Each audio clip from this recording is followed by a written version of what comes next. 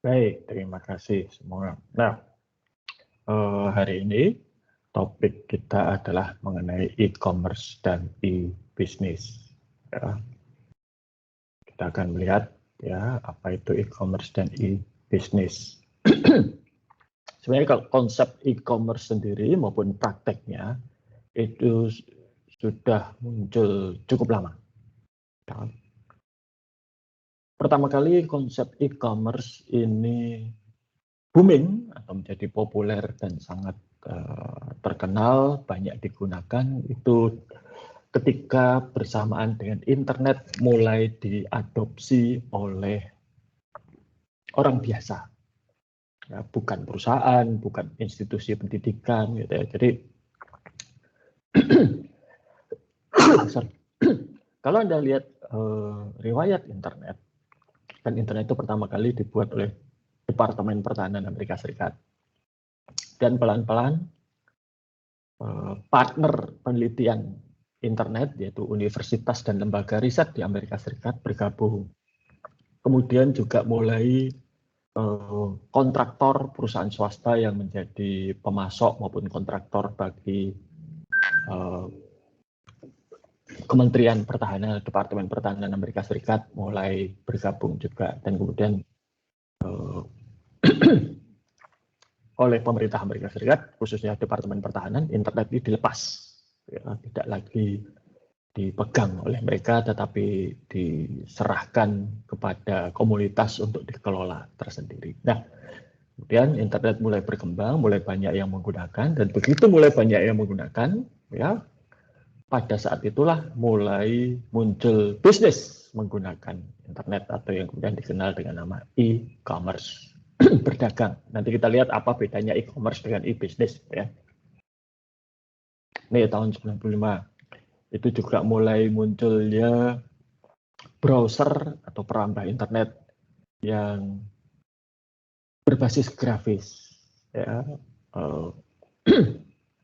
Pada waktu itu namanya sebetulnya sudah ada sebelumnya, namanya Mosaic. Jadi sebelum ada browser grafis, ya, kalau akan menjelajah internet atau merambah internet itu menggunakan berbagai aplikasi yang basisnya itu teks. Kirim email itu pakai teks, harus ngetik perintah send email itu ada apa, lalu isinya apa, dan seterusnya. Tidak mudah. Dan ada seorang mahasiswa ilmu komputer di University of Illinois Urbana-Champaign, itu alma maternya Bu Pratiwi, ya, kaprodi kita, itu menciptakan browser yang namanya Mosaic. Jadi sebenarnya banyak ciptaan, bukan ciptaan ya, banyak teknologi yang kita nikmati sekarang ini itu berasal dari proyek di universitas. Contohnya Mosaic ini. Contoh yang lain adalah Linux. Yang Linux itu adalah proyeknya kayak semacam tugas akhir. Itu kan tugasnya apa? Itu tugas kuliah dari Linus Torvald. Yang Linux itu kemudian berkembang menjadi Android yang kita nikmati sekarang.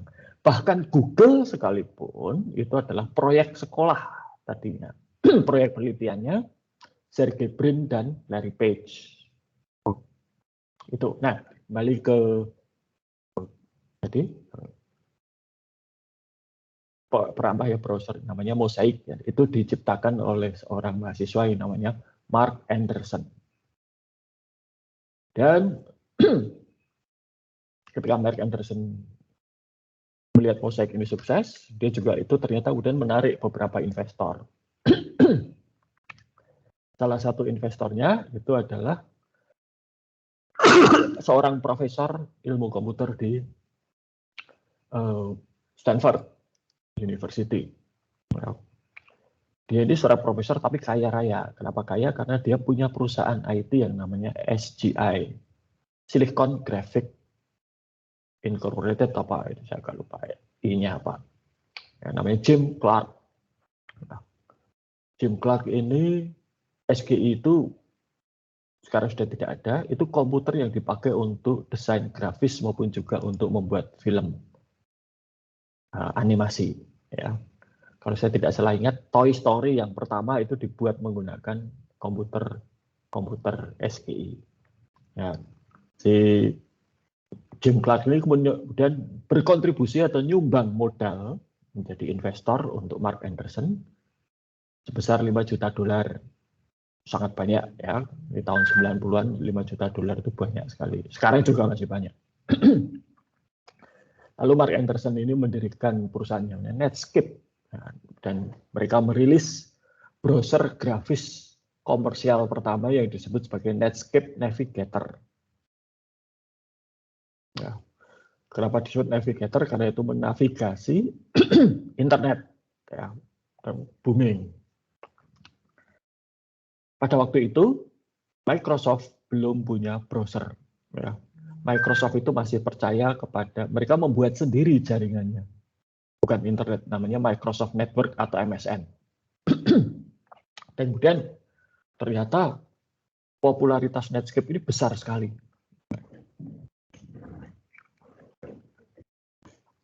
Nah, dan Bill Gates memerintahkan satu divisi khusus di Microsoft untuk mengembangkan browser, dan lahirlah Internet Explorer. Ya, dan kalah dari Netscape, ya, karena Netscape sudah duluan, sudah menguasai pasar. Ya. Itulah mengapa kalau Anda lihat ke strateginya Porter itu adalah berinovasi, cepat-cepat masuk pasar, begitu masuk pasar. Dan pada waktu itu Netscape juga kemudian terjun ke pasar modal, IPO mereka, dan langsung sukses. Bahkan beberapa kali perdagangan sahamnya Netscape ini harus disuspend. Kenapa? Karena kenaikan harganya melebihi batas. Jadi kalau di bursa saham itu, satu saham itu kenaikan atau penurunan harganya ada batasnya. Begitu batas itu ditembus, langsung disuspend. Ya. Karena kalau kenaikannya terlalu tinggi itu bisa jadi indikasi terjadi penggorengan saham. Gitu ya. Nah, oke, berhenti sampai di suspend, ya, dan sukses besar, ya, kaya raya mereka. Mark Anderson yang lulusan dari Illinois tadi, ya, dan Jim Clark yang profesor jadi kaya raya. Tapi kemudian Microsoft hadir, gitu ya, dan kemudian Microsoft menggunakan taktik-taktik yang anti persaingan usaha untuk mengalahkan Netscape. Caranya bagaimana? Mereka mengancam produsen komputer yang biasa membeli Windows atau Office dari Microsoft. Kalau sampai menginstal Netscape di komputer yang mereka jual, mereka tidak boleh beli Windows atau Office dari Microsoft. Ya. Nah, dan pada waktu itu nggak ada alternatif. Ya. Linux belum seperti sekarang, itu masih proyeknya Linus Torvalds. Macintosh, Apple sedang terjun bebas pada waktu itu. Nah, karena persaingan usaha yang tidak sehat ini, Netscape kalah. Dan kemudian penjualan menurun, segala macam menurun, akhirnya kemudian Netscape dijual kepada America Online, satu perusahaan komunikasi besar di Amerika Serikat. Tapi jangan khawatir, gitu ya. Microsoft mendapat balasannya. Karena tindakan tersebut, Microsoft dituntut oleh pemerintah federal Amerika Serikat ke pengadilan dengan tuduhan tindakan anti kompetisi usaha. Dan kemudian Microsoft dinyatakan bersalah. Itu hampir saja Microsoft itu dipecah menjadi dua perusahaan yang berbeda. Itu yang kemudian menyebabkan Bill Gates turun tahta. Dia tidak lagi menjadi direktur utama Microsoft, CEO, ya. Jabatan itu diserahkan pada teman baiknya, Steve Ballmer, dan Bill Gates mundur menjadi namanya Chief Software Architect atau arsitek softwarenya Microsoft. Itu pun tidak lama karena kemudian Bill Gates lebih banyak ngurusi kegiatan filantropinya atau amalnya, mungkin untuk menebus dosanya itu. Mungkin. Nah, bagaimana Netscape? Para pendiri Netscape kaya raya dari hasil penjualan hewan. Jim Clark yang tadi nyumbang 5 juta dolar, ketika Netscape dijual, dia dapat jatah hampir 2 miliar dolar. Bayangkan. Ya. Dalam waktu kurang dari 5 tahun, dia invest 5 juta, dapat hampir 2 miliar dolar. Saking kayanya si Jim Clark ini kemudian nyumbang gedung ke Stanford University. Ya. Dan lucunya, gedung Jim Clark, jadi gedungnya itu diberi nama Jim Clark Building, itu bersebelahan dengan Bill Gates Building, padahal mereka berdua itu pesaing berat. Dan kemudian Stanford ini ya melahirkan generasi berikutnya yang menjadi pionir di bidang IT. Ada yang tahu siapa yang dilahirkan oleh Stanford berikutnya setelah Jim Clark tadi? Kalau Harvard kan Bill Gates ya dan Mark Zuckerberg. Kalau Stanford ada yang tahu? Andreas Aditya tahu nggak siapa yang dilahirkan oleh Stanford ini?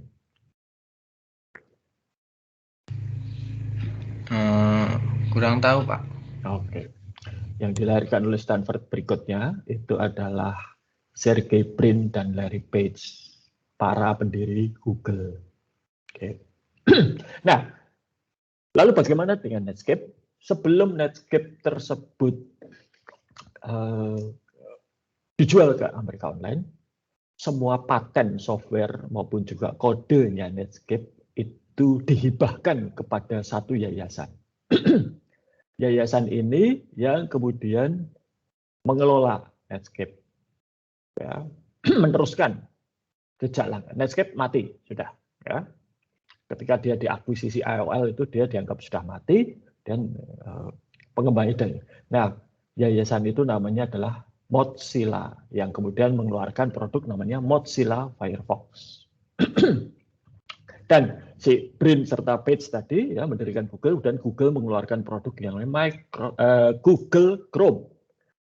Dua produk ini, Mozilla Firefox dan Google Chrome, kemudian menghajar Internet Explorer. Jadi monopoli Microsoft dipatahkan. Bahkan sekarang kalau Anda lihat browser Microsoft terbaru, yaitu Microsoft Edge, itu mesin dibaliknya itu adalah mesinnya Chrome atau sering disebut sebagai Chromium. Jadi Microsoft sudah nyerah, mereka tidak mau melanjutkan lagi Internet Explorer atau Microsoft Edge yang lama, mereka ganti pakai Chrome. Ya, ini. Nah, apa yang terjadi dengan Mark Anderson? Karena sebagai pendirinya Netscape, Mark Anderson jelas kaya raya. Mark Anderson ini kemudian beralih tidak lagi mendirikan perusahaan software, dia mendirikan perusahaan venture kapitalis. Ya, dia menjadi pemodal yang memodali startup-startup dengan mengambil model atau mengambil teladan dari Netscape. Ya, Netscape itulah yang menjadi pelopor perusahaan-perusahaan startup teknologi yang sekarang ada. Semua itu modelnya seperti Netscape. Bikin satu produk, produknya menarik di pasar, meraih banyak penggemar, jual. Ya, tuh. Nah, hasil karya Mark Anderson yang dimodali oleh Mark Anderson itu ada dua perusahaan, yaitu satu Facebook. Ya, jadi di balik layarnya Mark Zuckerberg itu sebetulnya kalau menurut saya hanya merupakan apa sih, poster boy ya, wajah dari Facebook. Tetapi di belakang Facebook itu sebetulnya yang berpengaruh besar ada dua. Satu itu adalah Mark Anderson yang dia menjadi pemodal utama. Dia seperti Jim Clark di Netscape tadi. Dia juga menjadi coach atau pelatihnya Mark Zuckerberg. Lalu orang berpengaruh kedua itu adalah justru bukan Mark Zuckerberg, tetapi CEO-nya, tetapi ada Chief Operating Officer-nya atau Direktur Operasinya, yaitu Sheryl Sandberg, seorang wanita. Ya. Oke.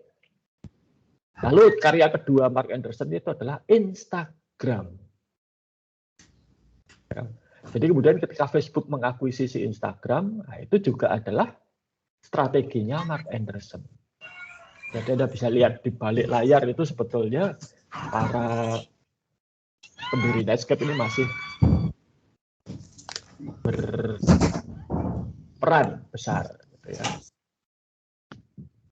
Oke. Nah, oke.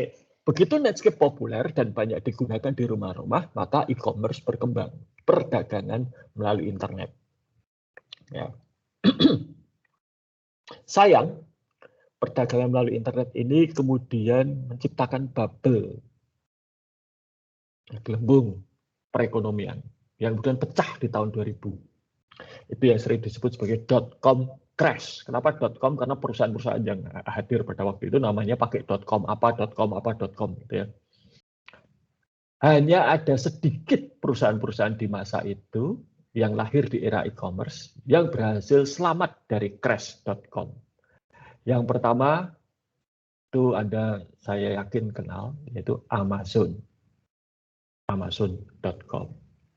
Dan yang kedua itu adalah eBay, ya, yang situs lelang. Nah, di Indonesia juga tidak kalah, pada waktu itu ada booming e-commerce. Semua pengen berdagang lewat internet. Indosat pada waktu itu masih milik pemerintah Indonesia ya, masih BUMN statusnya. Itu membuat mall elektronik yang namanya Indonesia Interaktif. Idenya adalah supaya UMKM yang pengen ber-e-commerce tapi tidak punya sumber daya untuk membuat sendiri toko online-nya bisa numpang di situ. Dan gagal. Gagal. Tidak berhasil. Tutup Indonesia Interaktif itu. Lalu juga banyak perusahaan-perusahaan .com yang bermunculan. Ada grup 1 namanya. Nah, 1 itu dia punya 1net situs berita, ada 1 wanita situs khusus tentang hal-hal kewanitaan dan macam-macam yang lain. Ya. Mereka bahkan pada waktu itu sampai merekrut salah seorang penyiar RCTI yang paling terkenal di zaman itu, namanya Desi Anwar. Nah, gagal. Nah, dari zaman jahiliyah internet e-commerce Indonesia pada waktu itu ada beberapa perusahaan yang kemudian survive, ya. Yang paling terkenal dan saya yakin Anda sudah sangat akrab dengan itu adalah detik.com. Ya, jadi Indonesia juga mengalami .com crash, gitu ya, di mana perusahaan-perusahaan .com yang muncul tidak berhasil, gagal, tapi ada juga yang sukses, yaitu Detik. Nah, bagaimana dan mengapa kita akan bahas sekarang. Oke, saya akan share screen. Sudah terlihat ini? Pak. Oke, baik. Oke, jadi e-commerce ya, pasar digital maupun barang digital. Ya, ini tadi. Ya. Jadi e-commerce itu didefinisikan sebagai penggunaan internet dan web untuk bertransaksi bisnis. Ya, dan mulai tahun 95, ya, itu kemunculan Windows 95 pada waktu itu. Dan perusahaan-perusahaan yang berhasil selamat melewati .com bubble, itu tadi yang saya ceritakan, itu sampai sekarang sukses. Amazon, eBay itu sukses besar. Nah, sekarang e-commerce yang muncul sekarang itu lebih bersifat mobile, menggunakan perangkat mobile, bersifat sosial dan lokal, tidak lagi internasional. Gitu ya. Dan beralih dari yang tadinya menggunakan komputer desktop menjadi menggunakan smartphone. Nah, ini pendapatan bisnis e-commerce eceran atau retail ya, di tahun 2021 ini diproyeksikan akan mencapai lebih dari revenue-nya ya, pendapatannya 1.000 miliar dolar atau 1 triliun. Ya. Sebagai gambaran, perusahaan yang nilainya 1 triliun itu adalah Apple dan Amazon. Nah, ini untuk bisnis eceran ya, karena ini yang paling terkenal.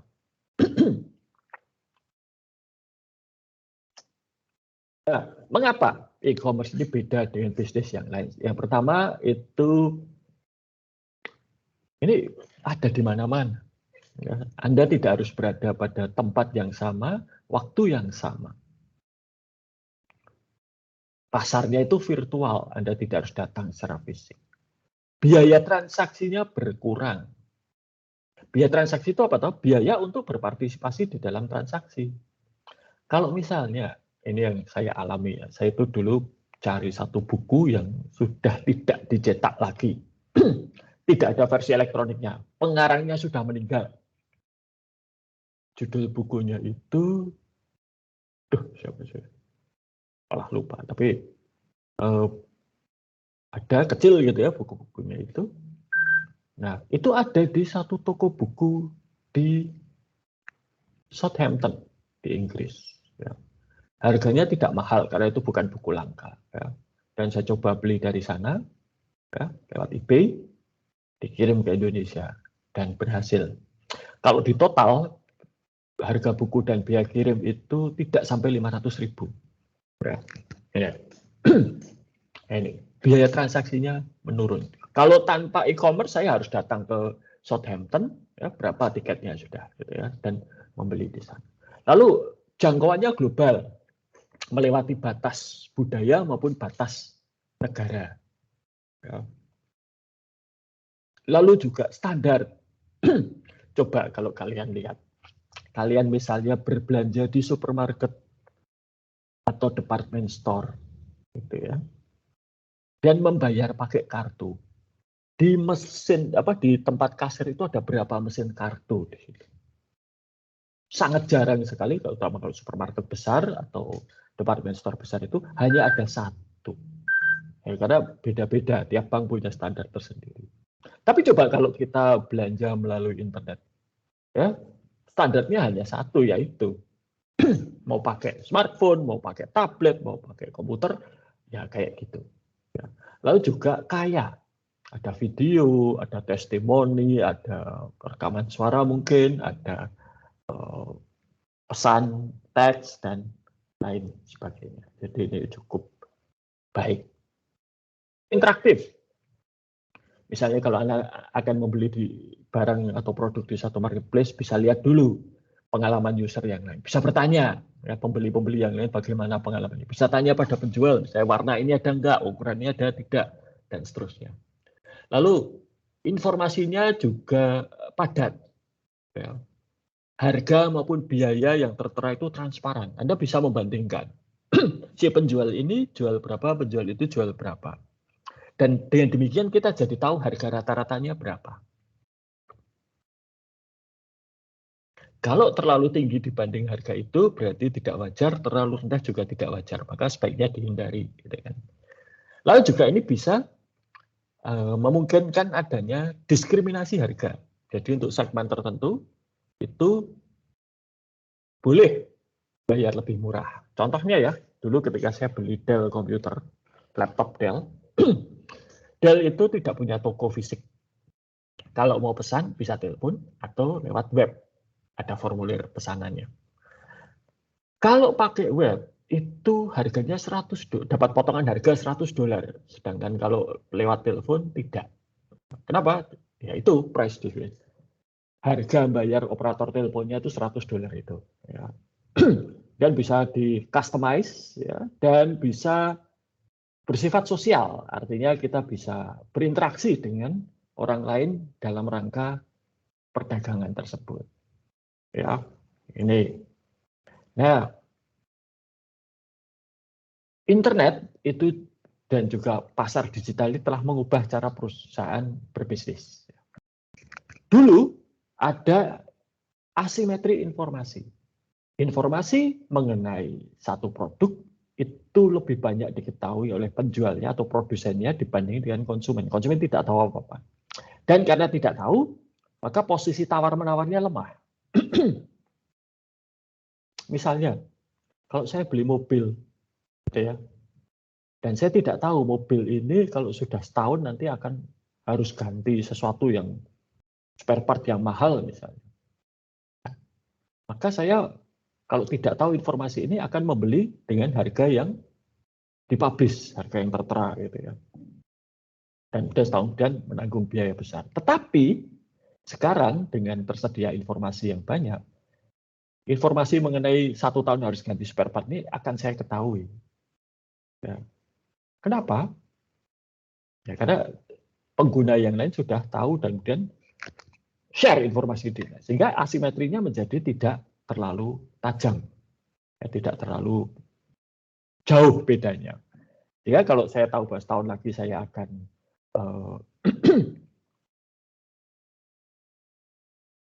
mengeluarkan biaya untuk mobil itu, saya bisa nawar harganya jauh lebih murah. Ya. Biaya pencarian, biaya transaksi Ya, itu menjadi lebih mudah. Lalu bisa ada dynamic pricing. Nah, misalnya kalau seperti kita lihat di marketplace itu ada program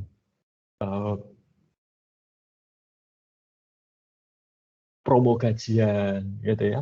Atau kalau seperti Gojek dan Grab itu ada biaya jam sibuk, ya. Kalau pas, seingat saya misalnya kalau sedang jam sibuk, ya, itu harga akan jauh lebih mahal daripada kalau sedang sepi. Ya. Switching cost juga menjadi lebih murah bagi konsumen, gitu ya.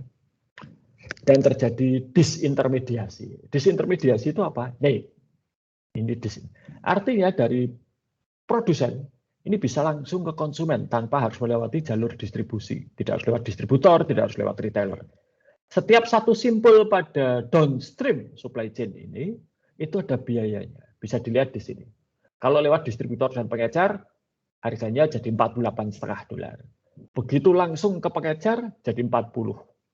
Turun sekitar $8. Tetapi begitu langsung dari produsen ke konsumen, jadi $20. Ya. Harga pabrik istilahnya begitu kan.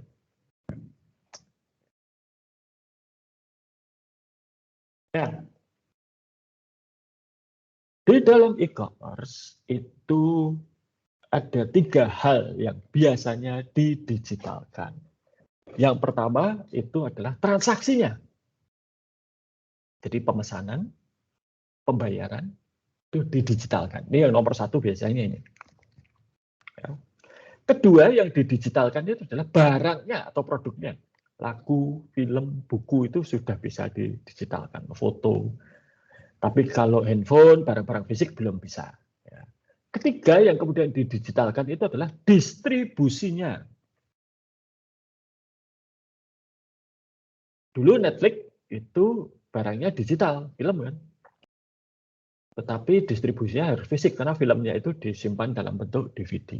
Harus dikirim lewat pos. Tapi sekarang Netflix barangnya tetap digital, distribusinya bisa juga digital, streaming langsung ke televisi masing-masing. Ya, ini jadi muncul barang digital. Ya. Ini barang yang bisa ditransmisikan atau dikirim atau didistribusikan melalui jaringan digital. Ya. Bedanya apa? Barang digital dengan barang biasa. Kalau barang biasa, ya, itu akan ada biaya tetap dan biaya variabel per unit barang. Ya. Tapi kalau barang digital, ya ada biaya tetap dan biaya variabel. Tapi biaya tetap dan variabelnya itu hanya terjadi 1 kali. Ya. Coba kalau kita lihat, misalnya buku. Ya. Buku itu kalau dicetak, berarti setiap kali mencetak 1 eksemplar, itu terjadi biaya variabel sekian rupiah, biaya tetap sekian rupiah. Semakin besar bukunya, biaya tetapnya menurun per unitnya. Gitu kan. Tetapi kalau buku itu dalam bentuk digital, bagaimana cara memproduksinya? Hanya 1 kali, masternya saja, induknya saja diproduksi. Nanti kalau akan dibeli tinggal di copy. Dan biaya membuat copy, coba kalau copy itu kan secara mengcopy file itu kan tidak terlalu sulit ya. Klik kanan, copy, lalu pindah ke tempat lain, paste. Gitu. Atau di attach, kirim email. Biayanya hampir 0 untuk menggandakan produk digital ini. Ya. Lalu ongkos kirimnya juga sangat rendah, yaitu seharga langganan internet kita. Dan kalau kita langganan internet kan tidak hanya untuk distribusi produk, kita juga digunakan untuk hal yang lain. Ya, sehingga kalau kita terima kiriman file digital, buku gitu, itu hampir tidak ada biayanya. Tapi biaya marketingnya biasanya masih tetap sama ya, tetap harus promosi kan, ya, tetap harus beriklan, tetap harus engage dengan konsumen dan seterusnya. Dan sekarang industri di mana barang digital ini bisa menggantikan barang fisik mengalami perubahan revolusioner. Contohnya apa? Penerbit. Coba lihat berapa koran yang saat ini masih dijual tercetak. Jumlahnya tidak banyak. Ya. Dulu itu ya, kalau penjual koran zaman saya masih kuliah dulu, itu penjual koran itu ada Kedaulatan Rakyat, ada Kompas, ada Jawa Pos, ada Suara Pembaruan, ada Suara Harapan, ya.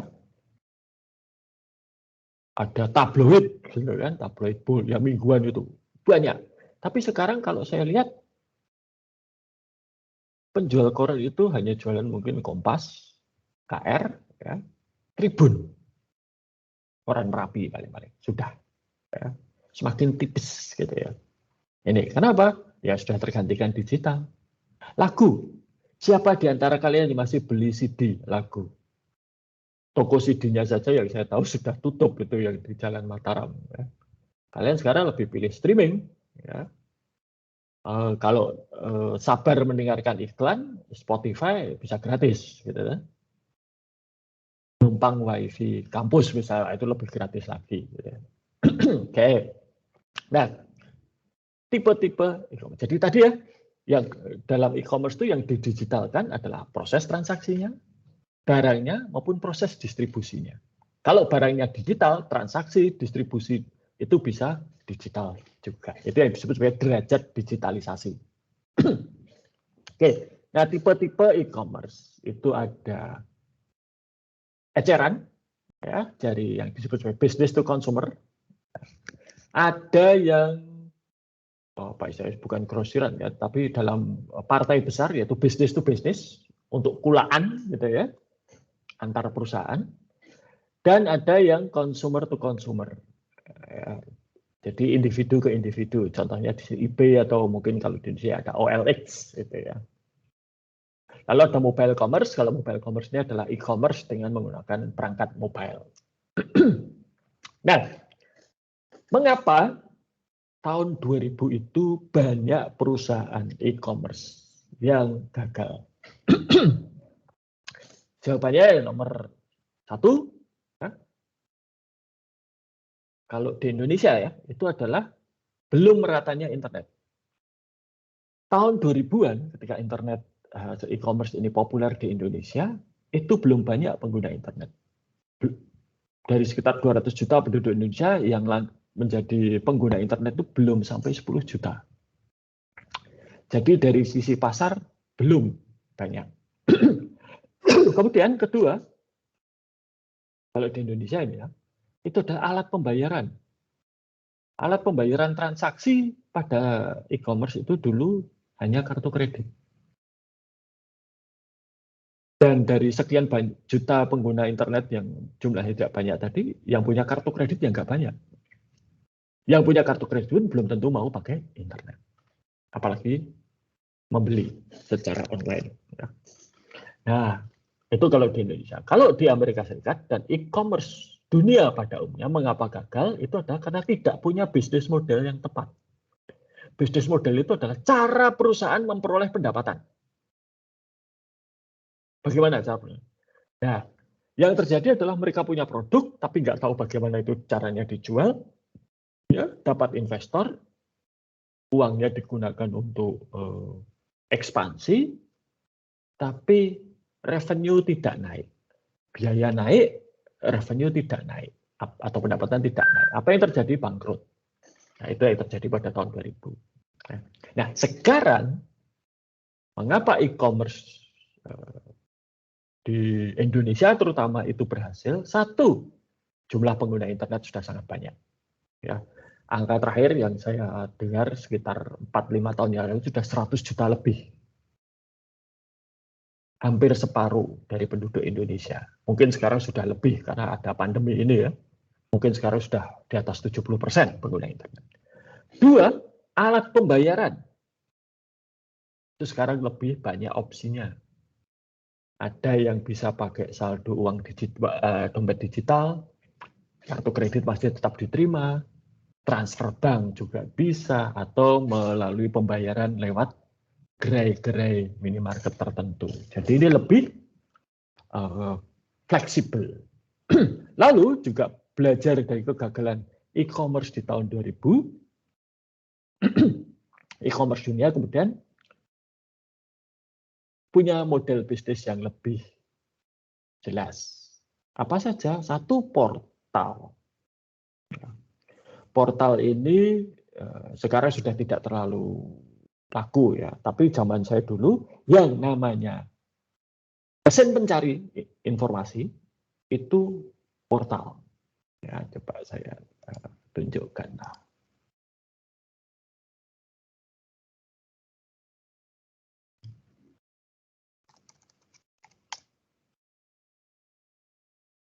Oke, sebentar.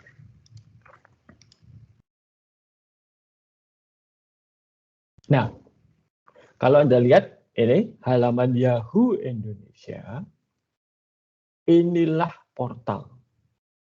Toko serba ada. Ya. Penuh informasinya. Lalu padahal Yahoo itu kekuatannya Yahoo itu tuh ini sebetulnya mesin pencari ini saja. Bandingkan dengan Google gitu ya.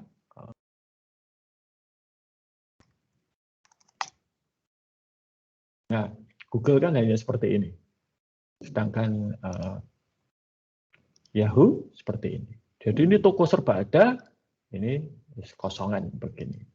Ya, jadi kalau mau ini yang disebut portal, mau email ada, berita silahkan, olahraga ada, hiburan tidak kalah keuangan ya bisa. Ini ya. Jadi itu portal ya. Pendapatannya dari mana? Pendapatannya berasal dari perusahaan-perusahaan yang ingin websitenya dimasukkan ke dalam portal tersebut. Atau informasinya ditampilkan di portal tersebut. Oke. Kemudian e-tailer atau pengecer digital. Ya. Seperti Amazon. Ya. Kemudian Anda bisa lihat, coba kita lihat sekarang, ada yang tahu nggak? Contohnya pengecer di internet itu siapa?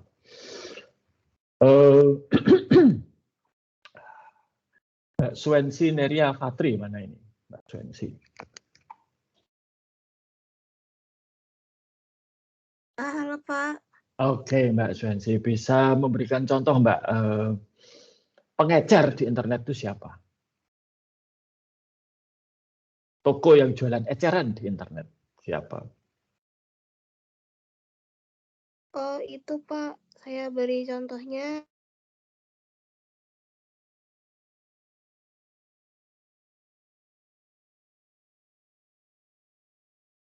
Apa? Kok hilang?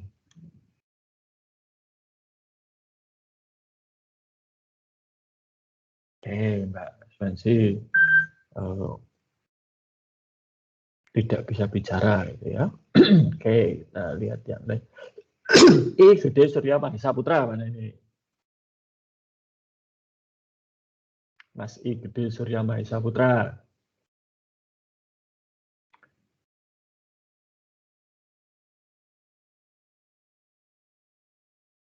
Mas I Gede Surya Mahesa Putra. Mana ini? Ini. Jangan-jangan ini kasusnya di Microsoft Teams ada hantunya ini. Ini kalau di kelas itu tanda tangan di presensi ada, orangnya nggak ada ya. Nah, ini yang tanda tangan hantu berarti. Ini berarti yang hadir di Microsoft Teams hantu ini. Ya. Oh, jadi Mas I Gede Surya Mahesa Putra tidak ada. Ya, dipanggil tidak datang. Baik. Birgita Jessica Ariel Christy, mana ini? Iya, ada Pak. Oke, ya baguslah, bukan roh halus. Oke, Mbak Birgita Jessica, bisa beri contoh Mbak, pengecer di internet itu siapa? Kalau di Indonesia lah, gitu ya. Yang jualan eceran lewat internet. E-commerce bukan Pak? Ya iyalah e-commerce, tetapi yang jual eceran.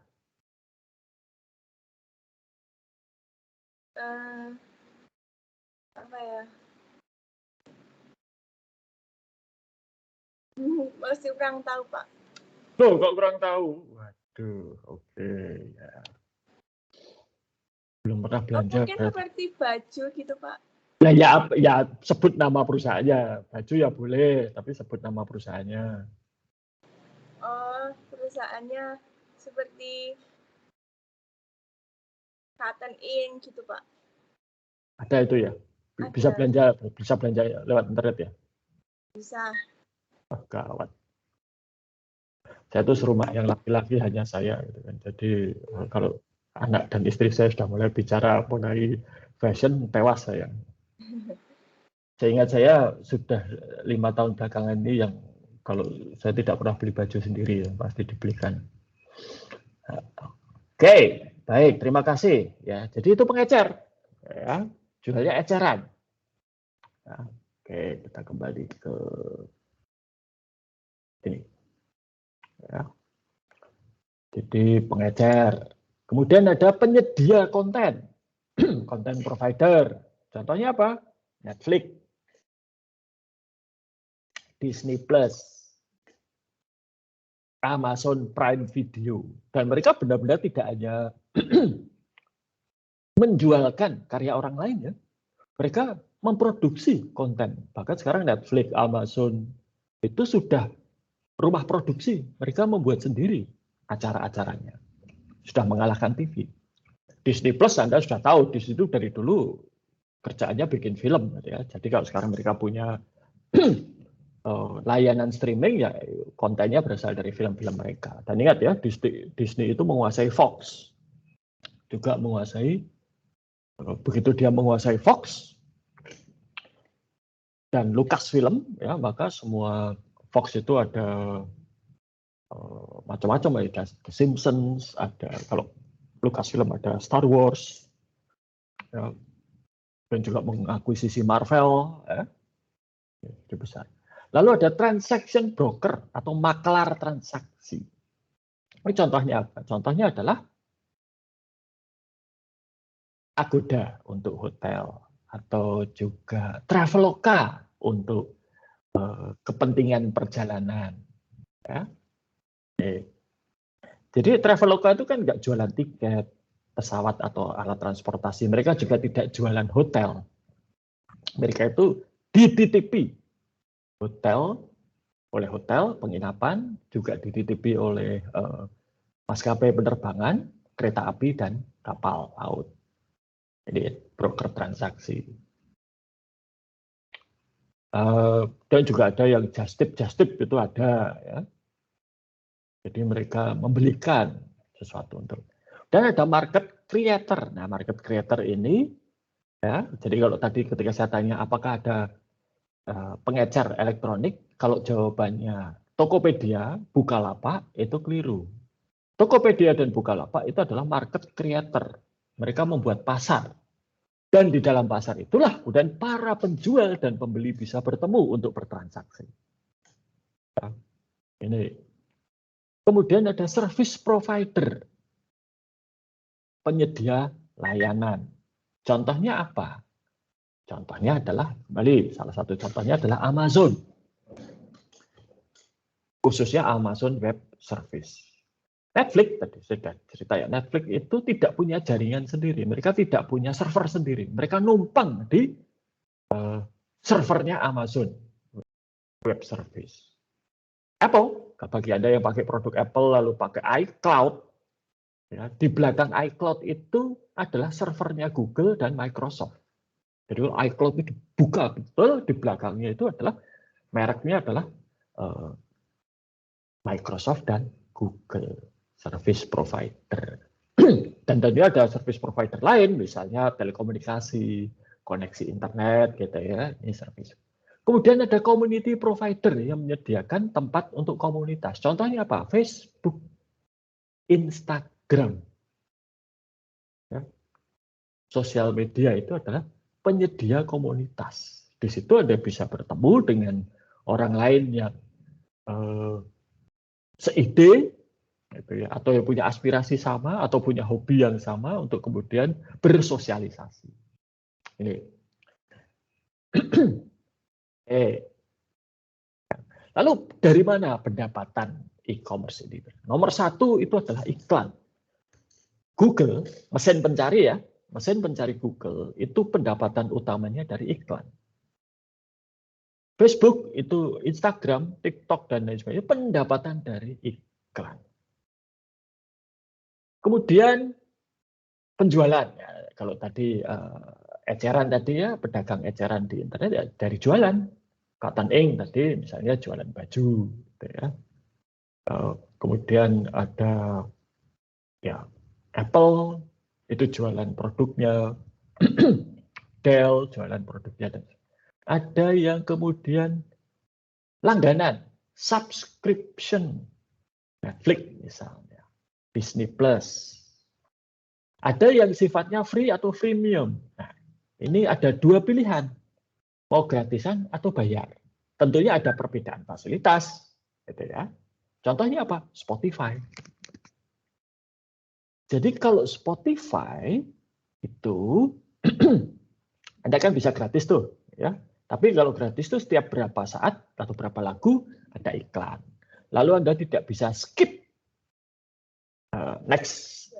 pindah ke lagu berikutnya kalau nggak suka lagu yang itu kan lebih dari 5 kali kalau free. Tapi kalau Anda bayar langganan Spotify, iklan hilang, Anda bisa skip lagu sampai jari Anda keseleo. Jadi ada transaction fee, mengutip biaya transaksi. Contohnya apa? Tokopedia, Bukalapak, lalu Traveloka, nah itu mereka mengutip biaya transaksi. Ya, itu bisa Anda lihat kalau Anda Shopee juga seperti itu. Jadi kalau Anda beli satu barang nanti pasti ada biaya transaksinya, biaya proses atau apapun istilahnya. Dan ada afiliasi. Afiliasi ini biasanya teman kita pasang iklan, gitu ya. Nanti dibalas dan kita pasang iklan di tempat mereka. Gitu ya. Nah, jadi bagaimana e-commerce ini bisa mentransformasi pemasaran? Ingat ya, kemarin saya sudah bicara mengenai customer relationship management. Nomor satu adalah mengidentifikasi konsumen. Nah, ini dengan e-commerce, menggunakan internet, itu mudah sekali. Itu kelihatan. Begitu Anda masuk Tokopedia misalnya, yang pertama kali dituju apa? Elektronik, fashion, makanan, kesehatan, atau apa? Ya, ini. Dan bisa, ini yang disebut sebagai behavioral targeting. Kita bisa melacak tiap orang itu apa yang dilakukan pada satu aplikasi. Dan ini tidak sulit, ini mudah sekali. Ya. Ini tahun 2011 saya sudah melakukan ini.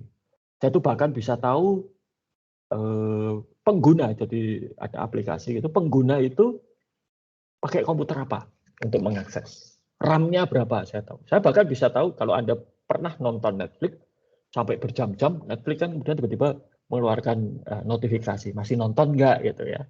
Nah, saya juga bisa melakukan itu dengan komputer biasa dan itu mudah sekali. Dulu saya keluarkan gitu, apakah Anda masih login gitu ya. Kalau dalam sekian menit tidak ada reaksi, maka otomatis user itu akan kami log out dari sistem. Itu tidak sulit. Ya. Lalu juga bisa membeli untuk pemasang iklan ya, mereka membeli paket pemasangan. Tolong tampilkan iklan saya hanya pada orang-orang yang mencari informasi mengenai masker misalnya. Ya. Atau tampilkan iklan saya jika ada orang-orang yang mengunjungi situs-situs dengan tema elektronik misalnya. Ini ya, seperti itu. Nah, ini caranya, nanti bisa dilihat ya bagaimana website itu ini bagaimana double click network seperti Google Ads itu bekerja. Ya. Nah, dengan banyaknya pengguna e-commerce, maka muncul faktor sosialnya. Ya. Lalu Anda bisa melihat ada trending topik, gitu ya. Ini sebenarnya juga bukan konsep yang baru. Anda bisa lihat misalnya berapa orang yang membeli satu barang, gitu ya. Kalau Anda lihat ke Amazon misalnya, ya, atau ya Tokopedia saja lah. Misalnya ada lihat satu barang, di bawahnya akan ada orang yang melihat barang ini juga atau membeli barang ini juga beli barang ini, gitu ya. Nah, itu kan sebetulnya adalah faktor sosialnya, gitu ya. Jadi kita bisa melihat rekomendasi berapa bintang, gitu ya, lalu testimoninya seperti apa dan begitu seterusnya. Ya. Ini maka kemudian banyak brand bisnis itu menggunakan influencer ya, untuk membuat merek mereka menjadi laris. Ya, seperti kalau Tokopedia itu pakai BTS, gitu ya, dan lain sebagainya. Ya. Nih. Nah, itu tadi e-commerce. E-commerce tadi berapa? Kalau di Amerika Serikat sekitar 1 triliun ya pasarnya, revenue-nya. Nah, di balik e-commerce atau yang tidak kelihatan oleh kita itu ada yang namanya e-business atau business to business e-commerce. Ya. Nah, itu di tahun 2019 saja, 2 tahun yang lalu itu nilainya sudah 13,5 triliun. 13 kali lipat daripada eceran. Ya, karena ini melibatkan perusahaan besar. Pulaan, jasa keuangan, perbankan, itu ada di sini. Ya. Dan ini tidak kelihatan di depan mata. Apa saja misalnya? Electronic data interchange. Kalau Anda pernah transfer, ya, di situ ada pilihan transfernya misalnya clearing BI atau RTGS. Nah, itu adalah teknologi electronic data interchange yang memungkinkan Anda transfer dan diterima oleh bank tujuan. Karena semua transfer itu harus melalui BI. Ya. Tuh. Lalu ada lagi yang juga besar itu nanti untuk pengadaan barang dan jasa. Ada portalnya. Pemerintah punya e-katalog. Itu di mana para produsen, para supplier di Indonesia bisa memasukkan barangnya untuk nanti dibeli oleh lembaga, kementerian, institusi maupun pemerintah daerah di Indonesia. Dan itu pangsa pasar yang besar. Alibaba itu dulu sempat menjadi pemasok, ya, marketplace untuk pemasok pemerintah Cina. Maka Alibaba bisa begitu besar. Ya. Oke. Jadi nanti exchange ya, ini macam-macam bentuknya. Lalu yang mulai dari tahun 2017 muncul m-commerce 35%. Dari e-commerce itu sudah mulai melibatkan teknologi mobile. Ya. Areanya apa sekarang? Areanya ada eceran, masih tetap ya, eceran itu merupakan ujung tombak e-commerce di mana-mana. Kemudian penjualan digital konten, Spotify, Joox, Netflix, gitu ya, maupun pembelian melalui aplikasi. Contoh kalau main game, ya, nyawanya habis bisa beli nyawa, senjatanya habis bisa beli senjata, gitu kan.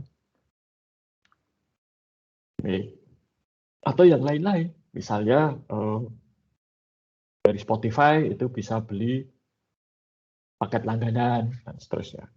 Ya, ini ya, kenaikannya diperkirakan nanti tahun 2022 itu akan mencapai lebih dari 500 miliar dolar untuk pendapatan m-commerce ini. Nah, sekarang saya kira Anda sudah sangat-sangat familiar dengan m-commerce ini, terutama untuk micro payment. Ya, bayar pakai dompet digital, ada Dana, ada Link Aja, ada GoPay, OVO, ya, Shopee Pay dan lain sebagainya. Nah, salah satu fitur dari mobile commerce itu adalah location based service, layanan berbasis lokasi. Ini yang digunakan oleh Gojek, Grab, ya, dan transportasi online lainnya. Ya. Jadi berdasarkan lokasi. Ya. Ini bisa geosocial service, teman Anda di sekitar Anda siapa saja, misalnya kalau pakai Pokemon Go itu ya, saya nggak tahu masih main Pokemon Go atau tidak. Kemudian iklan ya berdasarkan lokasi.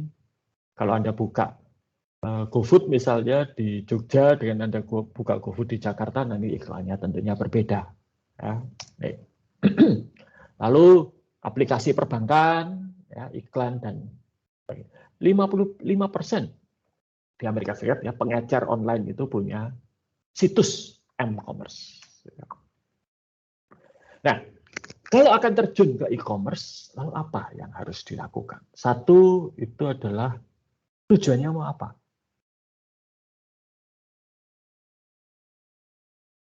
Jadi ikut e-commerce itu mau apa? Mengembangkan pasar baru, pelengkap dari pasar yang sudah ada, atau apa? Ya, barangnya cocok atau tidak untuk e-commerce? Ya. Saya masih percaya gitu ada beberapa barang yang tidak bisa dibeli tanpa kita melihat secara fisik. Contohnya apa? Parfum. Kalau Anda beli parfum, itu praktek yang baik adalah kan mesti ada sampel ya. Itu sampelnya coba di sini di pergelangan tangan atau di belakang telinga. Lalu dicoba beberapa saat ya berikan waktu parfum tersebut berinteraksi dengan kulit Anda, dengan keringat Anda, nanti kan baunya akan kelihatan. Itulah bau yang akan muncul ketika parfum itu Anda gunakan. Yang kedua, dengan demikian kalau ditempelkan ke kulit di sini maupun di sini, itu bisa kelihatan Anda alergi atau tidak terhadap parfum tersebut. Ya dulu pernah bapak saya itu bawa dari tugas gitu ya, bawa parfum yang cukup mahal ya, dari Versace, ya, mahal.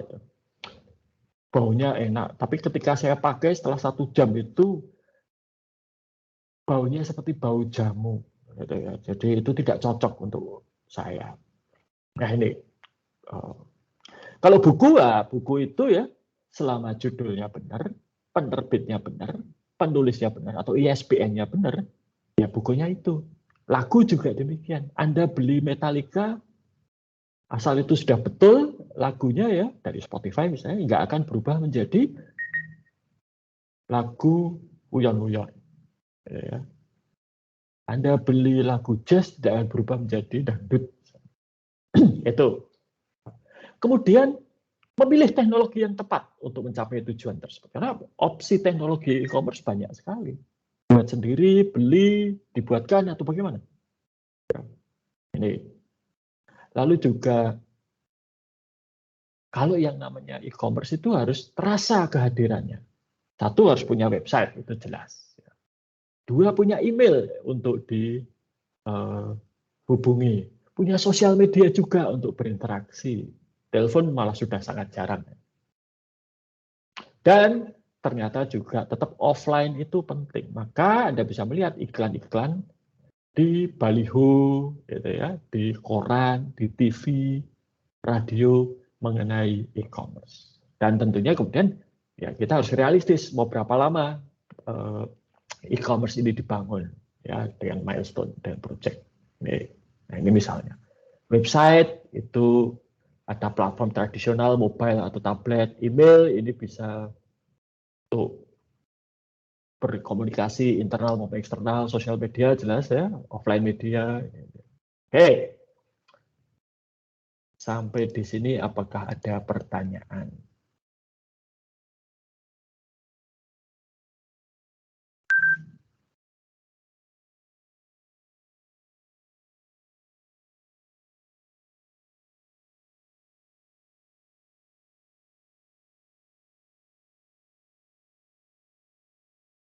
Apakah ada yang perlu diklarifikasi?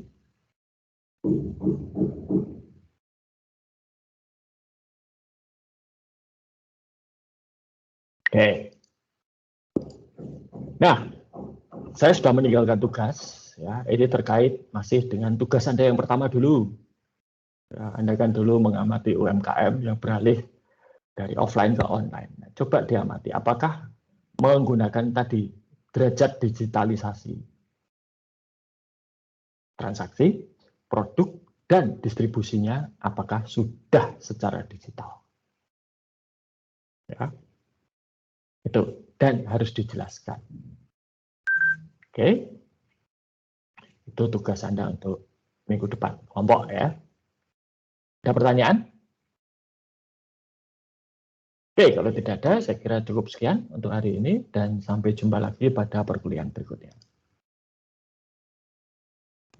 Terima kasih, Pak.